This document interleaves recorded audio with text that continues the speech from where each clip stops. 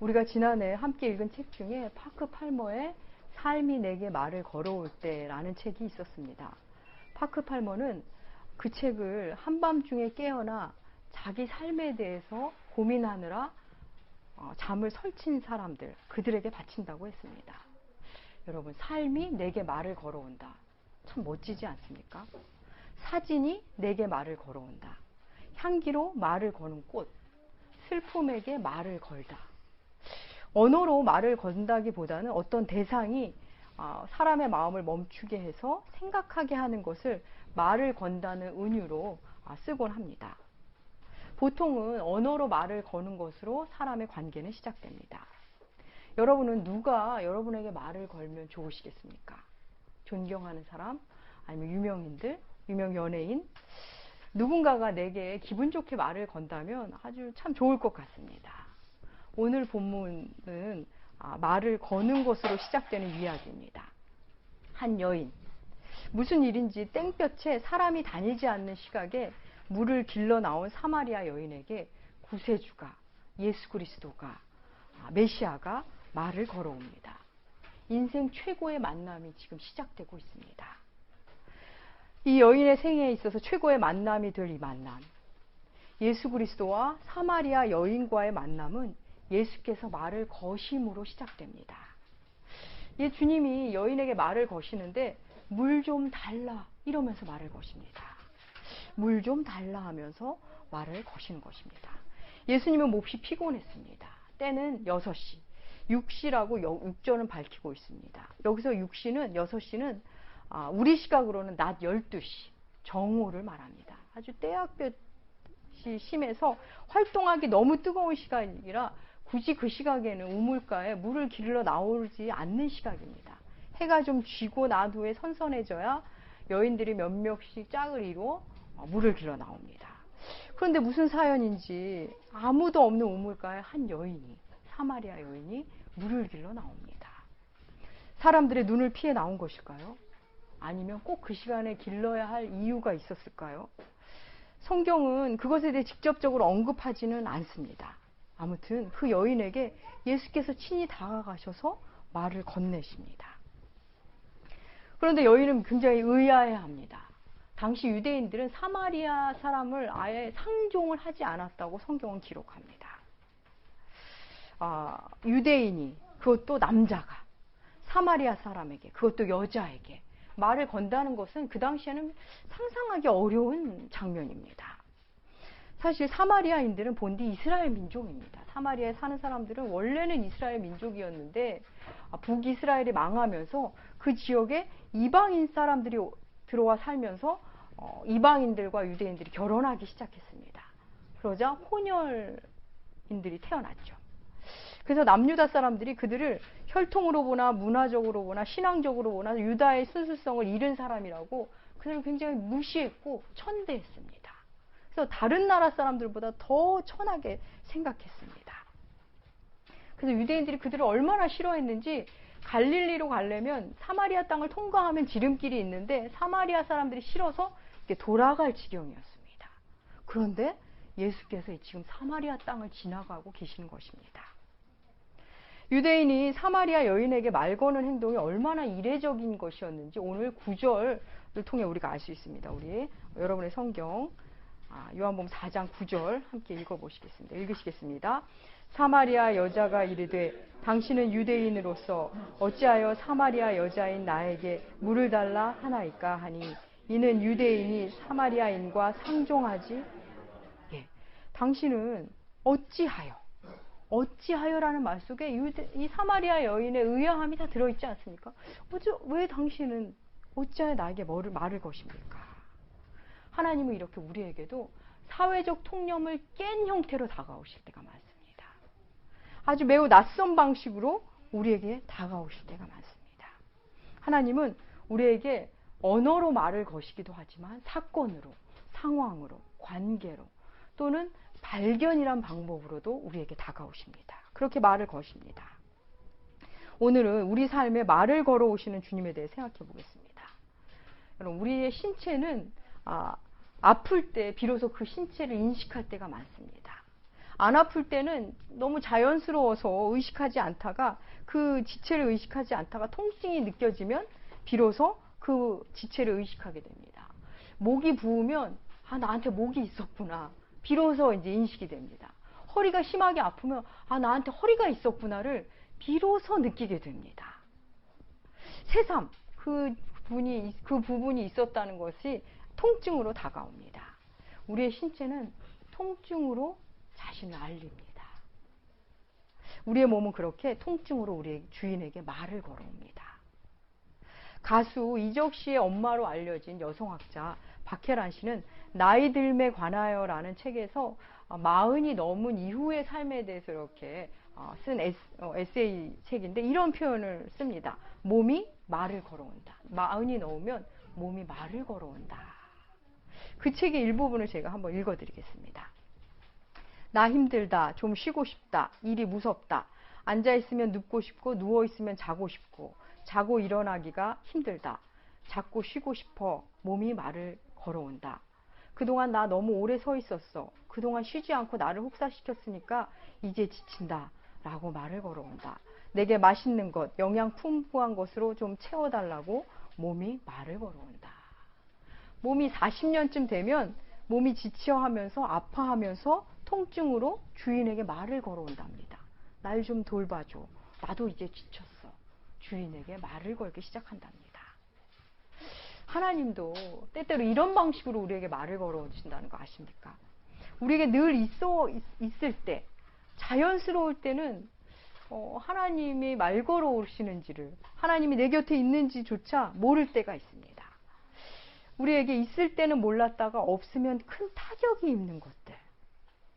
본디 의식하지 못하고 지냈다가 결핍이 되면 의식되는 거. 건강 같은 거. 건강할 때는 전혀 의식이 안 됐다가 건강을 잃으면 의식이 됩니다. 그런 결핍을 통해 말을 걸어오십니다. 또 하나님이 주신 것이 너무 당연하다고 생각했는데 없어지면 힘들어지는 것이 있습니다. 엄마는 늘 그 자리에서 나를 항상 돌봐주고 사랑해주는 분인 줄 알았는데 어느 날 엄마가 아플 수 있다는 것, 그렇지 않은 날이 올 수도 있다는 것을 알았을 때, 또 배우자가 늘 나를 티격태격하지만 나를 받아주고 나와 함께 있을 줄만 알았는데 그의 부재가 느껴질 때, 그럴 때 하나님 우리에게 말을 걸어 오시는 것입니다. 우리는 결핍과 불편을 통해 하나님이 우리에게 말을 걸어 오실 때, 또 내 잘못이 아닌데 내게 오는 힘겨운 일들, 왜 내가 이걸 감당해야 되지? 힘겨운 일이 생길 때, 그때도 주님께서 우리에게 말을 거실 때일 경우가 있습니다. 우리에게 힘겨운 일이 생기면 우리가 먼저 하나님께 말을 거는 것 같습니다. 하나님, 왜 내게 이런 일을 허락하셨어요? 왜 이렇게 나에게 고통을 주십니까? 그렇게 따져 묻지만 사실은 이미 하나님께서 말을 걸어 오신 것입니다. 힘겨운 시간을 통과하며 예수 그리스도를 만나게 되는 경우는 대개 하나님이 말을 걸어올 때 반응한 경우일 때가 많습니다.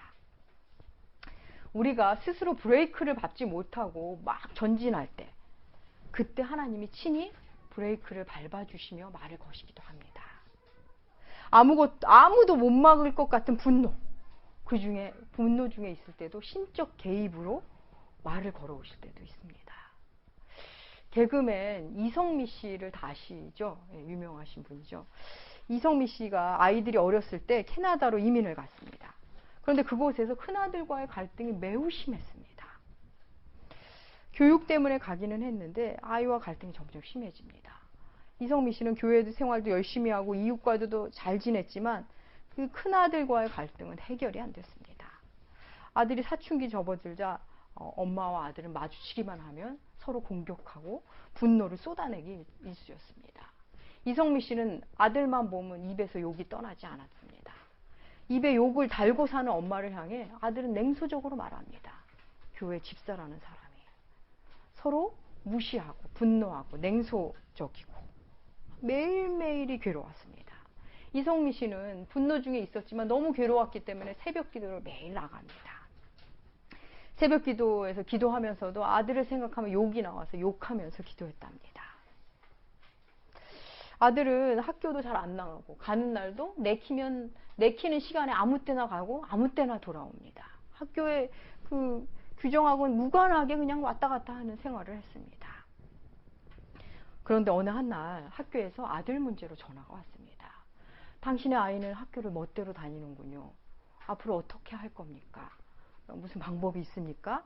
상담 전화가 왔답니다. 잘 얘기를 나누고 끊었지만 이 분노가 삭혀지지 않아서 아들 방에 올라갔습니다. 이미 아이들은 다 학교에서 수업받는 중인데 그 아이는, 자신의 아들은 잠을 자고 있었습니다. 아들을 욕하면서 깨우기 시작합니다.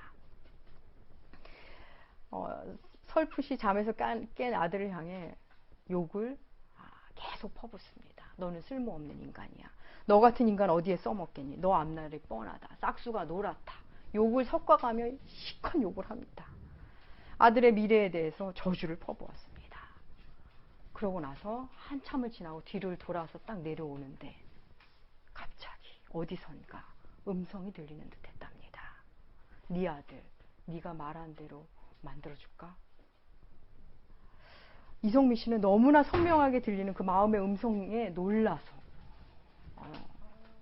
자기 방에 와서 울며 기도했답니다. 그리고는 그날 이후 아들에게 욕하지 않았답니다. 하나님은 이성미 씨가 분노에 사로잡혀 자신의 영혼도 죽이고 아들의 영혼도 아프게 하고 있을 때 전혀 생각하지 못한 순간에 그 영혼에 말을 걸어오신 것입니다. 예수님도 우리에게 사람을 통해, 사건을 통해 오늘도 말을 걸어오십니다. 여러 가지 모습으로, 뜻밖의 상황에 다양한 형태의 방식으로 말을 걸어오십니다. 신앙에 대한 회의로 말을 걸어오실 때도 있고, 사람에 대한 실망과 분노로 말을 걸어오실 때도 있습니다. 실패를 통해 말을 걸어오시기도 합니다. 또 밉고 힘겨운 사람, 고통스러운 사람을 만나게 하시면서 혹은 억울함 속으로 몰아넣으시면서 말을 걸어오실 수도 있습니다. 그래서 우리는 신앙의 회의로 힘들어하는 사람, 혹은 실패로 고통받는 사람, 고난으로 아파하는 사람을 함부로 평가하거나 단정하면 안 됩니다. 어쩌면 그는 하나님이 지금 그에게 말을 걸어오시는 중에 하나님과의 대화의 자리에 초청받고 있는 중일 수도 있기 때문입니다. 예수님은 그렇게 의외의 말로, 의외의 장소에서, 의외의 방식으로 우리에게 말을 걸어오십니다. 사마리아 여인에게 그리스도는 그렇게 세상 가치관과는 동떨어진 뜻밖의 모습으로 다가가셨습니다. 근데 말을 건네시는데 그 말을 건네시는 내용이 그건 역시 뜻밖입니다. 무엇이라고 말을 거시냐면 물 좀 달라라는 것입니다. 여러분, 하나님이, 그리스도가 우리에게 뭘 달라 그러면서 다가오십니다. 사실 뭘 주겠다면서 다가오면 참 좋겠는데 당연히 우리는 뭘 주겠다고 하시면서 다가오시기만을 바라는데 오늘 본문에서는 무엇을 달라고 하시면서 다가오십니다. 우리는 하나님으로부터 받는 일에, 그리고 하나님을 향해 달라는 것에 익숙했습니다. 좋은 겁니다. 우리는 아버지시니까 많은 걸 주고 싶어 하시고 또 주시기도 많이 하십니다. 우리가 하나님께 뭘 달라는 요구는 나쁜 게 아닙니다. 매우 자연스러운 것입니다. 그런데 오늘 본문에 보니 뭘 달라고 하시면서 사마리아 여인에게 말을 거셨습니다. 지금 우물가에 있는 여인에게 물을 달라는 것은 사실 무리한 요구는 아닙니다. 우리에게도 하나님이 무리하지 않지만 뜻밖의 것을 요구하시면서 달라면서 다가오실 때가 있습니다. 우리 삶의 자리에서 들릴 수 있는 힘겹지 않은 것들을 달라 하실 때가 있습니다. 우리 생각 허용 범위 안에서의 시간을 달라 하실 수도 있고, 물질을 달라 하실 수도 있고, 또 무언가를 버리는 것을 요구하시면서 말을 거실 수도 있습니다. 이 여인에게는 지금 물이 있습니다. 우물 곁에 있습니다. 그런데 물을 달라 하십니다. 무엇이 되었건 달라 하시는 주님은 우리가 갖고 있는 것을 달라고 하시는 것만큼은 분명합니다. 사마리아 여인은 지금 예수님이 누구인지 잘 모릅니다. 전혀 창조주답지 않은 모습, 지쳐있고 목마른 모습으로 찾아오셨으니 예수 그리스도를 알아볼 리가 없습니다. 전혀 구원자 같지 않은 모습으로 말을 거셨습니다. 주님은 사마리아 여인이 예수님을 모르지만 먼저 다가가셨습니다. 우리도 주님을 알기 전에, 주님께 무엇을 기대하기 전에 주님이 먼저 우리에게 이렇게 오시기도 합니다. 요한복음 15장, 나눠드린 주보에 실어놨습니다. 요한복음 15장 16절, 우리를 택하신 주님에 대한 말씀입니다. 요한복음 15장 16절 함께 읽으시겠습니다. 너희가 나를 택한 것이 아니요 내가 너희를 택하여 세웠나니 이는 너희로 가서 열매를 맺게 하고 또 너희 열매가 항상 있게 하여 내 이름으로 아버지께 무엇을 구하든지 다 받게. 주님이 먼저 우리를 택하셨다고 말씀하십니다. 그 밑에 요한일서 4장 10절도 함께 읽어보시겠습니다. 사랑은 여기 있으니 하나님이 우리를 사랑하사 우리의 화목제로 그 아들을 보내셨습니다. 하나님이 우리를 먼저 사랑하셨습니다. 사실 이미 수없이 우리를 찾아오셨건만, 우리에게 말을 걸어오셨건만, 우리의 시선이, 우리의 안테나가 다른 것에 집중되어 있어서 못 듣고 못 알아들을 때가 너무나 많았습니다. 스쳐 지날 때가 참으로 많았던 것입니다. 하나님은 우리가 예수님을 원하기도 전에 우리에게 예수님을 보내주셨습니다. 우리가 구원을 원하기도 전에 구원을 주신 분입니다. 그 하나님이 우리에게 오늘도 말을 걸어오십니다. 사랑하는 여러분, 십자가 사건은 하나님이 인류를 향해 말을 걸어오신 사건입니다. 왜 십자가여야 하는지, 왜 예수여야 하는지 말을 걸어오신 것입니다. 말을 걸어오신 하나님, 그 하나님은 자연을 통해서도 우리에게 말을 거신다는 거 아십니까? 만유에 충만하시고 만유 중에 계신 하나님은 만유를 통해서도 우리에게 말씀하십니다. 계절의 변화를 통해서도 말씀하시고 푸르른 숲을 통해서도 말씀하시고 또 우리 아이들을 통해서도 말씀하십니다. 모세에게 불타는 떨기나무로 말을 거신 그 하나님, 사도 바울에게 다메섹에서 빛으로 말을 거신 하나님이 우리에게도 수시로 말을 걸어오십니다. 장례식장에서 너는 죽음이 뭐라 생각하니? 물으시기도 하고, 아이 문제로 지쳐있을 때 이 아이가 너에게 어떤 의미니? 묻기도 하시고, 후회하면서도 반복되는 그 자리에 갈 때 무엇이 너를 이렇게 만들었니? 묻기도 하시고, 여러 형태로 우리에게 말을 걸어오십니다. 물 좀 달라 하는 이로 다가오시는 예수님, 사람에게 말을 걸어주시는 예수 그리스도. 사마리아 여인은 예수를 모르는 채 다만 의아함으로 그 말거심에 반응합니다. 하지만 일단 반응하고 나면 예수님께서 놀라운 방식으로 그 대화를 이끌어 가십니다. 그 관계를 이끌어 가십니다. 우리에게도 그러하십니다.